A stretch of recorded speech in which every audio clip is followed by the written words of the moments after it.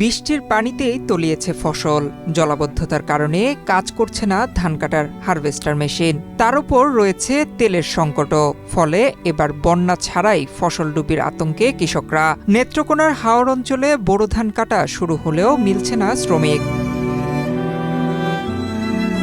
ষাটঊর্ধ্ব তাহের উদ্দিন কোমর পানিতে নেমেই ছেলে সোহাগকে সাথে নিয়ে ধান কাটছেন। শ্রমিক নেই, মেশিন নেই, তাই নিজেরাই কাটছেন। 15 কাঠা জমিতে বোরো আবাদ করেছিলেন, এখন কাঁচা পাকাই কেটে নিচ্ছেন। 2 মণ ধানের টাকায় একজন শ্রমিক পাওয়াও দুষ্কর। পানি ভরা কাটতে পারি না, বাপুতে কাটতেছি। হাদুল কাটলে আর হাদুল কাটার যায় না, পানি ধরে পানি লাগিন বন্ধ যাইতে গা। অন্যরাও আছে, অন্যরা তো ব্যাগ বন্ধু হাঁকে রয়েছে, কাটতে পারে না কিছু না, পানি লাগিয়ে কামলা নাই। 1000 টাকা রোজ কামলা পাওয়া যায় না। এবার বন্যা না আসলেও বৃষ্টির পানিতেই ডুবে গেছে ফসল। খাল খনন না থাকার কারণে পানি নামার কোনো পথই নেই। একই অবস্থা হাওরের অনেকের। বারহাট্টা, কমলাকান্দা, আটপাড়া, মদন, মোহনগঞ্জ ও খালিয়াজুড়ির বেশিরভাগ হাওরের একই অবস্থা।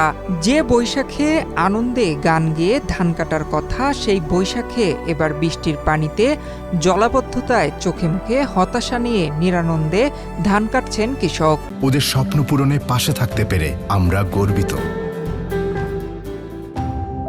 বৃষ্টির পানি ঢুকছে আমাদের জমিনে। আগাম বৃষ্টি হওয়ার কারণে আমরা ধান কেটে ঘরে নিতে পারছি না, আর যাও নিতে পারছি অর্ধেক কাঁচা অর্ধেক পাকা। অনেক ধান নষ্ট হয়ে যেতেছে, কামলাও নাই। আর 2-1টা কামলা পাওয়া গেলে 1000 টাকা রোজ। মেশিনও নাই, আর মেশিন থাকলেও তো পানিতে নামতে পারবে না, যেহেতু ডিজেলেরও সমস্যা। কিছু জমি টানে আছে, এটাও কাটতে পারতেছি না মেশিন না থাকার কারণে, ডিজেল না থাকার কারণে। যে হচ্ছে গেছে গা, মেশিনেও কাটতে গোলাই যাচ্ছে না, বাঘে কাটতে গোলাই যাচ্ছে না, সব তো দুরন্ত লাগিয়েছে না। জমিটা করতে তো মনে করেন যে জমিটা করতে আমার 1.5 লক্ষ টাকা খরচ হয়েছে। সারা বছর আমার ইনকাম গেছে, আমার 1.5 লক্ষ টাকাই লস। সারা বছর ইনকাম হলো। সরকার কি এইগুলো দেখে না? হাওড়ের মাঝখানে একটা বাদ দিয়ে রাখে, নদীর মাঝখানে একটা বাদ দিয়ে রাখে, সরকারের চোখে পড়ে না। কৃষকের লাভের জন্য আমাদের এই হারভেস্টার কিস্তিতে আনা, এগুলা এই লোকজনের কাছ থেকে কিনে আনছি। এরপরে লরিগুলা কিস্তিতে নামাইছি, যে বৈশাখ গেছে সিজনে আমরা ইনকাম করব। এখন তো আমরা বিরাট বেফাকে পড়ে গেছি, এই জমিনগুলা খাটতে পারতেছি না, গাড়ি ডাইবা যায়, পানি ব্যাপক। এই খাল খননের অভাবেও আমরা এইগুলা করতে পারতাছি না। কৃষি বিভাগ সূত্রে জানা গেছে, জেলায় 641টি হারভেস্টার মেশিন, 800-র মতো শ্রমিক রয়েছে। তার মধ্যে বিভিন্ন উপজেলায় 487টি মেশিন কাজ করছে।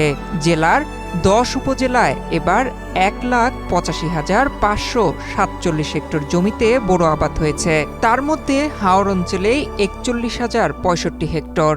কিন্তু মাঠ ঘুরে দেখা যায়নি সরকারি হিসেবে থাকা মেশিন ও শ্রমিকের। কৃষকরা যে পরিমাণে টাকা ব্যয় করছে ফসলের জমিতে, কিন্তু দেখা গেছে যে এখন কৃষকরা এই জমি কাটায় আনতে যায়, খরচ বরচ বাদ দিতে দেখা যায় কৃষকের হাত থেকে আরও টাকা জরিমানা লাগতেছে। যে জমি দেখা গেছে যে মেশিনে কাটলে দেখা গেছে যে এই জমি 2000 টাকাতে কাটতে পারতো, এই জমি 8000 টাকাও কাটতে পারতেছে না কামলা দিয়ে, কিন্তু পর্যাপ্ত পরিমাণ কামলাও পাইতেছে না। এই জন্য 1 নাম্বার কথা হইলো ফাইন নিয়ে নষ্ট করছে জমি নষ্ট করার পরে দেখা গেছে যে কিছু জমি ফাঁকছে, লোকের অভাবে কাটাইতে পারতেছে না, মেশিনগুলো চলতেছে না। তবে কৃষি বিভাগের ঊর্ধ্বতন এই কর্মকর্তা জানান, বৃষ্টির পানিতে এবার কিছু জমি আক্রান্ত হয়েছে। তার জন্য উঁচু জমিতে ধান রোপণের পরামর্শ দেন তারা, যাতে নদীর ধারে বা জলাশয়ের কাছে না করে। আবহাওয়া ভালো থাকলে আর তেলের বাধা কেটে গেলে মেশিনগুলো ভালোভাবে ধান কেটে ফেলতে পারবে, সংকট হবে না। আমরা জানি যে এই বছরে কিন্তু 14ই মার্চ থেকে শুরু করে আমাদের কয়েকবার আমাদের অতিবৃষ্টির কারণে কিন্তু আমাদের কিছু জমি প্লাবিত বা আংশিক নিমজ্জিত হয়েছে। এর মধ্যে আমরা আমাদের তথ্য মতে যেটা দেখেছি যে আমাদের বিশেষ করে আমাদের কলমাকান্দাতে, কবির বিল, সহকার বিলে, আবার আমাদের খালিয়াজুড়িতে এবং মদনে আমাদের এই জমিগুলো বেশি নিমজ্জিত হচ্ছে, এবং প্রায় 1072 হেক্টর জমি আমরা যেটা আছে, এবং এর মধ্যে আমাদের কিছু জমি একটু ক্ষতিগ্রস্ত হয়েছে। সব মিলে কিন্তু এই মেশিনের যেটা মানে বলছেন কাটতে, সেটা যেখানে একটু পানি বেশি হয়েছে সেখানে হয়তো আমাদের গতিটা কম, মেশিনের কর্মক্ষমতা কম আছে, কিন্তু এখানে কাটছে। পাশাপাশি ম্যানুয়ালি কিন্তু আমাদের কৃষকের কাজ করছে। আরেকটা বিষয় যেটা বলছেন যে আপনি যে আরেকটা বিষয় যেটা বলেছেন যে ছোপ পানি ধান দেখা যাচ্ছে বা কাটতে পারছেন, আসলে বিষয়টা হলো যে আমরা বরাবরই একটা বিষয় কৃষকদের পরামর্শ দেই যে নদী, খাল বা ক্যানেল এর তলাতে যাতে কোনো আবাদ না হয়। আমি নিজেও ভিজিট করেছি এই বিশেষ করে এই খালিয়াজুড়িতে আমার এই ধনু নদীকে বাদ দিয়ে আরও বিভিন্ন যে ক্যানেলগুলো আছে, এই ক্যানেলগুলোতে আমি দেখেছি যে যে ওইখানে কিন্তু চাষ করেছে এবং ওই ধানগুলোই তারা মূলত আমাদের ক্ষতিগ্রস্তের আওতায় চলে আসছে। কৃষি বিভাগের তথ্য মতে জেলায় এবার বৃষ্টির পানিতেই 1072 হেক্টর বোরো ধান জলাবদ্ধতায় নিমজ্জিত। বাজার দরে যার আর্থিক ক্ষতির মূল্য 3,72,13,000 টাকা। ডেস্ক রিপোর্ট, বাংলাদেশ প্রতিদিন।